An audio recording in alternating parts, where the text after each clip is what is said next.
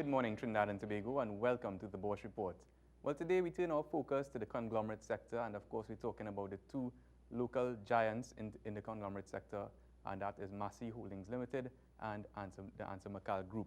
Now, both companies would have reported, in the case of Answer McAl, results for the 6-month period ended June, and in the case of Massey for its 9-month fiscal period ended June 2019. Let's take a look at those performances, and turning first to Massey. The group would have reported earnings per share of just around $3.84 per share, which was a quite impressive 6.4% increase from the $3.61 recorded in the prior comparable period. Now, revenues were actually down just a bit, just around 0.8%, from $9.16 billion to just around $9.09 billion for over the comparable periods. Overall, however, profits before tax did increase 5.5% from $609 million to $642 million, and profit for the period after taxes would have increased from $389 to $415 million, an increase of just around 6.7% rather. Now, when we take a look at the profit before taxes generated by Massey from a segmental perspective, not too many changes here. Integrated retail remains one of the major generators of PBT, or profit before tax, hovering between that $250 to $265 million level over the past 4 comparable periods. There has been a steady increase in the energy and industrial gases segment from around $135 million in that 9-month 2016 period to the 9-month 2019 period of just around $187 million. And automotive and industrial equipment continues to struggle a bit, down from $131 million in that 9-month 2016 period to its current level of just around $111 million. Now, from a regional contribution or geographical contribution segment, well, Guyana continues to grow in prominence, increasing from 13.8% of overall contribution to profit before taxes in that 9-month period of 2018 to its current level of just under 16%.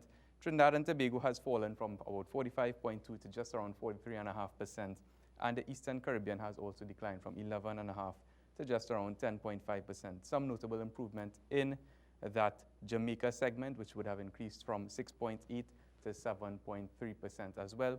So strategic initiatives of Massey to expand into certain higher growth areas appear to be starting to pay off. Let's see how that goes in the next couple of quarters. Now, at a price of $54.95, Massey is trading at a P multiple of around 9.9 times, which is below the sector average of 13.7 times, and offers investors a trailing dividend yield of 3.9%, which is above the sector average of 3.1%, and of course, at a market-to-book ratio of just around 1 times, which is well below the market average, or the sector average rather, of 1.2 times. So on the basis of improving earnings and profitability, expansion into certain higher growth geographical areas, as well as relatively attractive valuations, Bourse maintains its buy rating on Massey.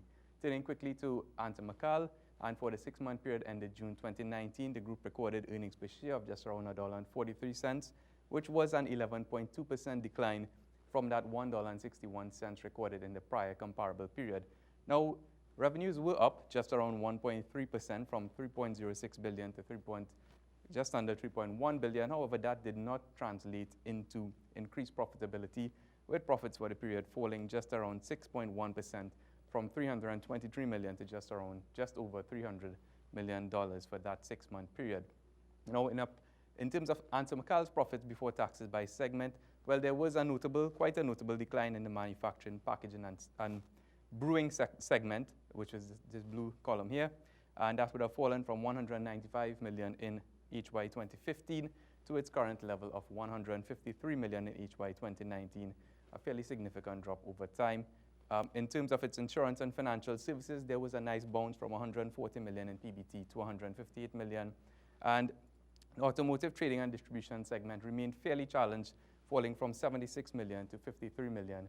And that is likely to remain under some pressure, with Answer McAl having recently ceded distributorship of the BMW dealership to master dealer ATL Automotive and eventually LaFast Motors in Trinidad, and that change is expected to take place by the end of calendar 2019. So at a price of just around $55.20, Answer McAl is trading at a price-earnings ratio of 16.4 times, which is above the sector average of 13.7 times. Slightly above the market-to-book average, sector average of 1.2 times, trading at 1.3 times, and fairly in line with the dividend yield, trailing dividend yield of the sector of 3.3% compared to that 3.1%. So on the basis of muted profitability and constrained economic conditions, Bourse maintains its neutral rating on antimicral. That's it for this week's edition. For more information, give us a call at 226-8773. Email us at invest@boursefinancial.com or check out our website at bourseinvestment.com. Have yourselves a wonderful investing week. This has been the Bourse Report.